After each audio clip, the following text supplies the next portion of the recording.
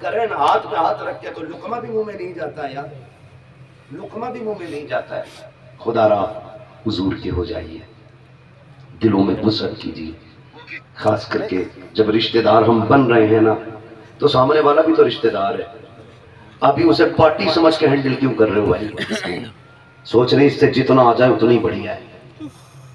कल को जब वो पेट भर के पैसा दे देता, अगले दिन कहता हाँ ये समझी हमारे, समझी नहीं तू सांप है भाई, दस में बैठा है। वो कह रहे हैं ना बहुएं इज्जत नहीं कर रही ससुर की, करे कहां से उसे पता नहीं भाई, उसे पता है ये वही है जिसने 10 लाख की डिमांड की थी। मैं दूर थी उस दिन तो कुछ नहीं कर पाई, आज ही से मुर्गा बना मैं। समझ रहे मेरी बात? अगर चाहते हो तुम्हारी बहुएं तुम्हें बाप वाली इज्जत दे, तो तुम रिश्ते के टाइम से उन्हें बेटी वाला प्यार दिया करो। डाकू बन के ना जाया करो, 10 लाख देगा तो करेंगे, 5 लाख देगा तो करेंगे ना यार। जिसने बेटी दे दी उसने सब कुछ दे दिया, और क्या लोगे यार, और क्या लोगे? बेटी जिसने दे दी उसने सब कुछ दे दिया। वो मेरी बेटी हो, बस तुमसे इतनी गुजारिश है, खबरदार अगर लगे तुमसे कोई प्यार के दावे कर रहा है तो मैं अल्लाह की इज्जत की कसम खा के कह सकता हूँ, तेरे बाप से ज्यादा कायनात में कोई तुझे प्यार नहीं दे सकता है। 100 बातों की एक बात, बाप से ज्यादा प्यार बेटी को कोई नहीं दे सकता है, ये मेरी गारंटी है। ये कब महसूस होगा? जिस दिन बाप की तहलीज से तू परदेसी होके चली जाएगी ना, तब तुझे पता चलेगा बाप का प्यार क्या था। मैं तो यहां तक जानता हूं, जो बेटियां बाप के चेहरे काले करके चली जाती है ना, चंद निकम्मे निठल्ले लोंडों के साथ, जब वो धक्के दे के घर से निकाल देते हैं ना, तो सबके दरवाजे बंद होते हैं। खुदा की कसम बाप का दरवाजा फिर भी बंद नहीं होता है, फिर भी बंद नहीं होता है। आप बाप से वफा करो, वफा करो अपने बाप से। इतनी मेहनत की है इसने, अपने कपड़ों पे पैबंद लगाए, तेरे दुपट्टे पे पैबंद नहीं लगने दिया। खुद लोगों के आगे जूतियां साफ की इसने, लेकिन कभी तुझे गैर के बर्तन धोने घर से नहीं निकाला। हाँ, वो खुद कितना ही भी गरीब था, लेकिन तुझे शहजादी बना के रखता रहा। इसलिए उस बाप की इज्जत करना। नौजवानों, इस्लाम के कानून को मजबूती से फॉलो करो। फरमाया गया या अय्युहल्लज़ीना आमनू कू अंफुसकुम व अहलिकुम नारा, ऐ ईमान वालों अपने आप को और अपने घर वालों को जहन्नम की आग से बचाओ। बचाएंगे इंशाअल्लाह। हाँ, वक्त पूरा हो चुका है।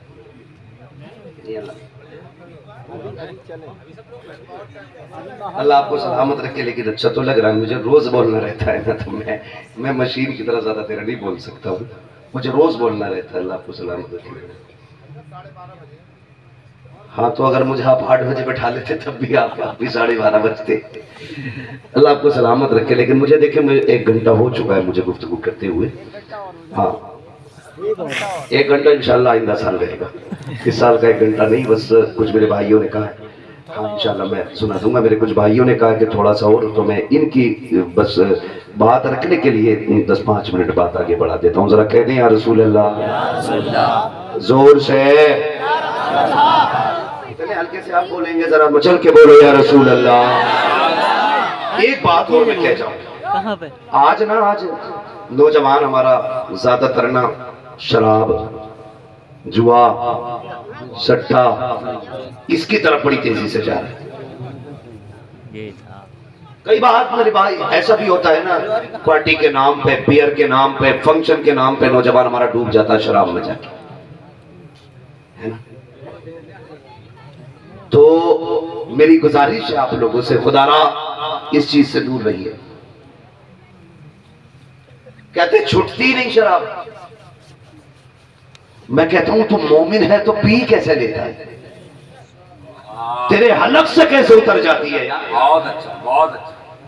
और इंडिया में उतनी ब्रांडेड नहीं बिकती है जितनी कभी मदीने में बिका करती थी, जितनी कभी मक्के में बिका करती थी ब्रांडेड। सही बात, उतनी इंडिया में नहीं बिकती है। यहाँ तो शराब पेशाब दोनों बराबर है। ब्रांडेड वो लोग पीते थे, लेकिन जिस दिन नबी ने ऐलान किया शराब हराम हो गई है, जानते हो मक्के की गलियों में ना पानी की तरह शराब बह रही थी। और तुम उतनी नहीं पी सकते हो जितनी वो पीते थे। हाँ, पी नहीं सकते, उतने रसिए नहीं हो जितने शौकीन वो थे। लेकिन जब फरमाया गया ना कि शराब हराम कर दी गई है, जिनके मुंहों के अंदर थी उन्होंने कुल्ली कर दी थी, जिनके हाथों में जाम थे तोड़ दिए थे, जिनके होठों से लगी थी फेंक दी गई थी, जिनके घरों में मटके थे वो तोड़ दिए गए थे। कुछ आकर के काफिरों ने कहा था कि तुम शराब को क्यों फेंक रहे हो? कहा हमारे नबी ने हराम कह दिया है इसलिए फेंक रहे हैं। तो कुछ अक्लमंदों ने मशवरा दिया कि इसे बेच के पैसा भी तो ला सकते हो। कहा ना, पैसे का नाम ना ले लेना, जिसको नबी नजर से गिरा दे हम उसका पैसा भी घर में लाना तनाया नहीं करते। ये थे हुजूर के गुलाम। क्या बात। आज हालात देखो, बीवी कहते 1200 का सूट लाती हो ना चुपचाप, आज रात एक नंबर लगाया, कल खुल गई लॉटरी तो ला दूंगा। सुबह कुरान नहीं पढ़ेगा, तस्बीह नहीं पढ़ेगा बगैर, सुबह पूछ रहा क्या नंबर आया भाई, आंखें मसलते हुए भाग रहा, कभी फजर में ही नहीं उठा। लेकिन जिस दिन लगा देता है ना 50 रुपए, सुबह उठ के भागता। यार मैं बहनों से एक बात कहूं, तुम अपनी ख्वाहिश अपने शोहरों की कमाई के हिसाब से रखो। अपने शोहरों की कमाई के एतबार से ना आप अपने शौक करें, आप सब्र के साथ जिंदगी गुजार लो। खातून जन्नत की तरफ से मुबारकबादियां आए, इससे बड़ी कौन सी बात हो सकती है? इससे बड़ी भी कोई बात हो सकती है? लेकिन भाई साहब कुछ औरतों ने भी सर में दर्द कर रखा है।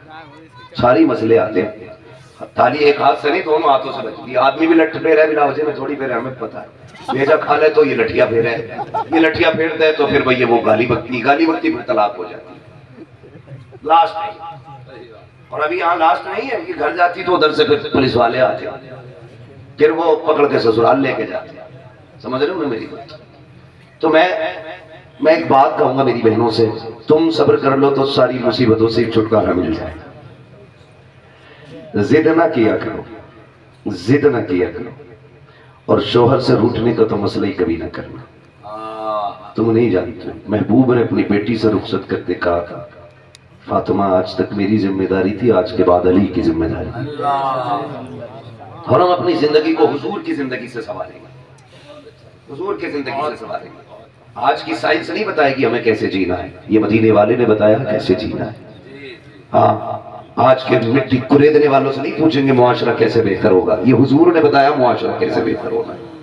डॉक्टर इकबाल ने एक बात कही थी, तेरे दामन में है किस लालो जवाहर की कमी, तू किसी और के दामन की तरफ क्यों देखे। तुम्हें क्या नहीं दिया हुजूर ने यार? पैदा होने से लेकर कब्र तक का सलीका हुजूर ने सिखा दिया। फिर भी भागा ऑक्सफोर्ड में जाके कह रही आप बच्चे कैसे टैलेंटेड होंगे। मैंने कहा बच्चा माँ के शिकम में आप बीबी से कह कुरान पढ़, फिर देख बच्चा कितना ज़हीन पैदा होता है। पढ़ाना कुरान, उधर नहीं जाता, काल से ग्लूकोज खिलाओ, इसी चैंपियन खिलाओ। अरे भाई उसे बीमार कर दिया। और समझे मैं जो बात कहना चाह रहा हूँ, ये क्या कह रहा था अभी आपसे? ताली एक हाथ से नहीं बचती है, दोनों। और तुम भी बात बात में लठिया ना निकाला। और रिजालू कव्वामून अलन निसा का मतलब ये नहीं है कि मर्द पैदा किए गए लठिया लेके। तुम भी बर्दाश्त कर लिया करो दो चार बातें, मारना कोई मर्दानगी नहीं है। फरमाया गया जो शख्स औरत पे लठ फेर के फिर उससे बात करे वो थूक के चाटता है। खुद समझ लेना क्या करे। मैं बहुत सारी बातें इसलिए नहीं बताऊंगा मैं कि फिर झगड़ा फिर शुरू ना कर दो तुम। बस अल्लाह आपको सलामत रखे, इतना समझ लीजिएगा, इतना समझ लीजिएगा, अगर आपकी औरत आपसे डिमांड करती है कि मुझे वो कपड़ा चाहिए कि जो मौलाना इमरान की बीवी ने पहन रखा है, जो बाकी प्रधान के ये ठेकेदार के जिम्मेदार की बीवी ने पहन रखा है, तो मेरी बहन कभी तू ये डिमांड ना करना। जब शोहर के बस की नहीं होगी तो फिर इधर उधर हाथ लपकाता हो। और नौजवानों आपसे गुजारिश है, कभी तंग दस्ती आ जाए तो इधर उधर हाथ न मारना। लोग अपनी जेब का कार्ड निकाल के कहते हैं मेरी जेब में इमरान साहब का कार्ड है, अभी फोन कर दूंगा 2 मिनट में नौकरी लग जाएगी।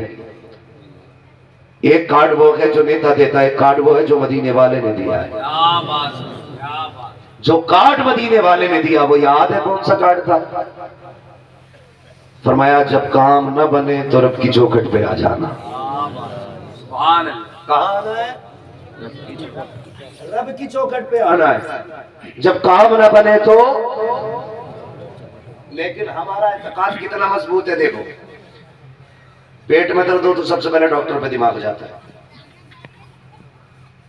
खाने कुछ ना हो तो हिसाब लगाता किससे मिलेगा ब्याज पे।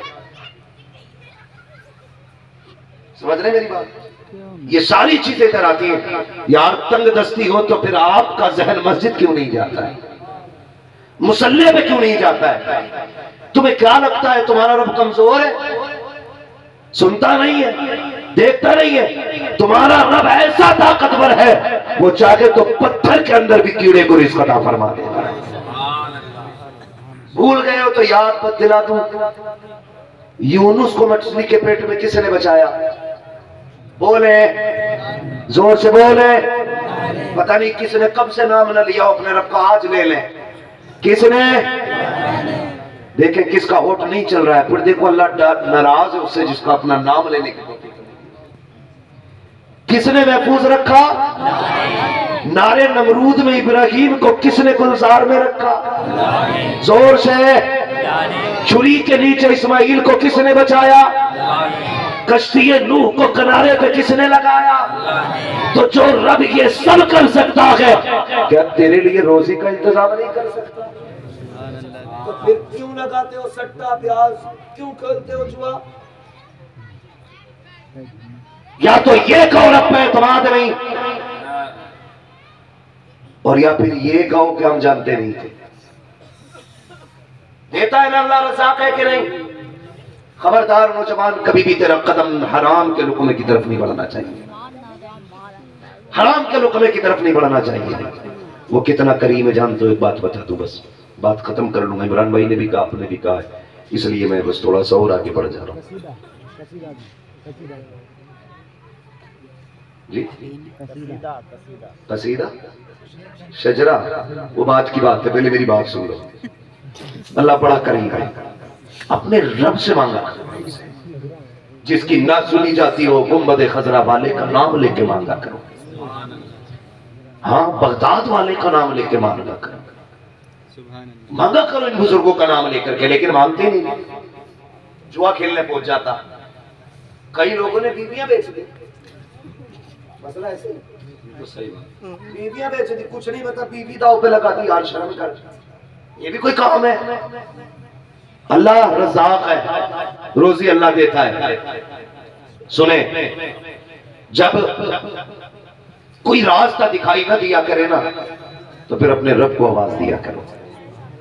वो कभी बंदों को अकेला नहीं छोड़ता है। एक शख्स ने तौबा की हराम खाने से, तौबा करने के बाद ना उसने कहा आज के बाद ब्याज नहीं लूंगा। गुर्बत इतनी आ गई ना कि फादे होने लग गए घर में। बीवी ने कहा मेरे सरताज एक काम करो, थोड़ी सी काम काज कहीं देखो, अब तो 3 दिन का फाका हो गया है। उसने कहा बूढ़ा हूं, कहाँ जाऊंगा, कौन काम देगा? उसने कहा निकलो ना। उसने कहा अच्छा ला थैला दे, मैं निकलता हूँ। थैला दबाया बगल में, क्या लाओगे? का मजदूरी होगी तो बच्चों के लिए आटा लाना है, कुछ खाने का सामान लाना है। जब तक निकल के दरवाजे पे आया ना, बीवी ने आवाज दी मेरे सरताज ठहरो तो सही। कहा क्या? कहने लगी इय्याका वल हराम, खबरदार, रिज़्क हलाल मिले तो लाना, हराम हो ना तो एक लुक़मा भी मत लेके आना। किसने कही ये बात? बीवी ने अपने शौहर से कही, खबरदार हराम का एक लुक़मा भी मत लेके आना। निकल गए मंडी में, जाके खड़े हो गए। दुनिया तो बड़ी चालाक है ना, हर कोई ना कभी घाटे का सौदा नहीं करता, हर कोई फायदे का सौदा करना चाहता है। इनके बाल सफेद, बुजुर्ग आदमी मंडी में खड़े, जहां मजदूरों की लाइन, जो आता ताकतवर का हाथ पकड़ता लेके चला था, जो आता उम्र दराज को छोड़ के चला जाता। कहते दोपहर हो गया, किसी ने एक बार भी मुझसे नहीं कहा अल्लाह अकबर। कहते नौबत आ गई, जब मुझे लगा कोई नहीं लेके जाएगा, मैंने कहा यार ठहरो तो सही, कोई मुझे भी ले चलो। कहा कि तुम बूढ़े हो क्या करोगे? कहा यार 10 रुपए कम दे देना, अपने घर ले चलो मजदूरी के लिए। अल्लाह अकबर का मैंने इतना कहा ना, एक ने कहा कि ये उम्र काम करने की नहीं है, आराम करो जा करके। कहा ये कह के सब छोड़ के चले गए। दोपहर हो गया था, मैं किधर जाता, एक थैला लेके आया था बच्चों के सामान के लिए। मैंने चढ़ते सूरज को देखा। जानते हो जब नाकाम बंदा घर की तरफ पलटता है तो कदम नहीं कयामत होती है, एक एक जमीन पर कदम उसका ऐसा लगता है जैसे पकड़ लिया हो किसी ने। सोचा जाऊं तो किधर जाऊं? कहते जब मुझे कोई रास्ता दिखाई नहीं दिया, सोचा घर चलूं। फिर ख्याल आया बच्चे पूछेंगे अब्बा थैला लेके गए थे, कुछ लाए कि नहीं? क्या जवाब बच्चों को दिया जाना? ये सोचकर मेरी गैरत ने मुझे इजाजत नहीं थी। मैंने सोचा जाऊं तो कहां जाऊं, शाम तक वक्त कहां काटूं। कहने लगे मुझे कुछ नहीं नजर आया, सामने मस्जिद की चौखट थी। मैं दौड़ा मस्जिद के अंदर चला गया, मैंने वुजू किया, उसके बाद मैंने हाथ में झाड़ू ली और रो के अपने रब से कहा मेरे परवरदिगार, ये दुनिया वाले मुझे काम के लायक नहीं समझते हैं, मैं तेरे घर में काम करने आ गया हूँ, मेरे परवरदिगार तो मुझे मजदूरी अता फरमा दे, इतना दे दे जिससे मेरे बच्चों का एक वक्त का खाना हो जाए। रोते रहे, शाम तक मस्जिद की सफाई करते रहे। कहते शाम का वक्त आया, घर जाने की बारी थी, मैंने थैले को उठाया, फिर दिल ने कहा बच्चे पूछेंगे तो क्या कहेगा। मैंने कहा और ताखिर करता हूँ ताकि बच्चे सो जाए तब जाऊंगा। कहते जब मैं रात के वक्त पहुंचा, अपने दरवाजे पे दस्तक दी, तो मैंने दरवाजे पे दस्तक दी, बीवी ने फौरन दरवाजा खोला, ऐसा लगा जैसे इंतजार कर रही थी। जैसे अंदर गया, उसने खाली थैला देखा, कोई जुमला नहीं कहा था, ये नहीं कहा था निकम्मे हो खाली क्यों आ गए हो। हाथ पकड़ा बिस्तर पे लेके आई, मुझे लटाया, पैर दबाने लग गई, कहने लगी लगता है थके हुए हो। मैंने कहा बहुत थक गया हो। उसने बातों बातों में कहा मेरे सरताज बताओ काम लगा के नहीं लगा। उसने कहा कि काम तो लगा है। कहा फिर कुछ लाए क्यों नहीं। उसने कहा कैसे मांग लेता, बहुत बड़ी चौखट पे काम लगा है, मांगते हुए हया रही थी इसलिए मांगा नहीं था।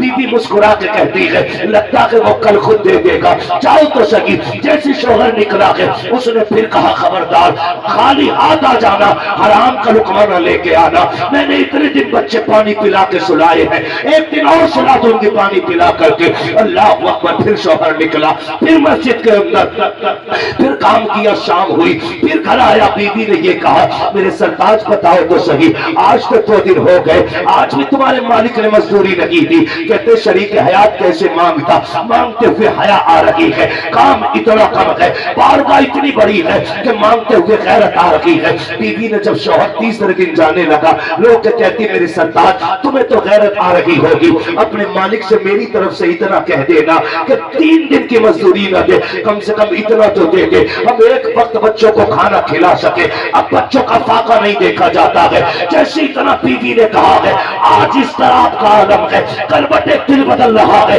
आज हालत बदल चुकी है, क्या क्या ख्याल दिल में आके गुजर जा रहे हैं, कौन कौन से तसव्वुर इसके दिमाग में आ रहे हैं। घर से रोता हुआ चला, जाके मस्जिद में सजदे में जाके गिर जाता है, कहता मेरे मालिक मैंने 2 दिन बीवी को संभाल लिया, अब नहीं संभाल पाऊंगा।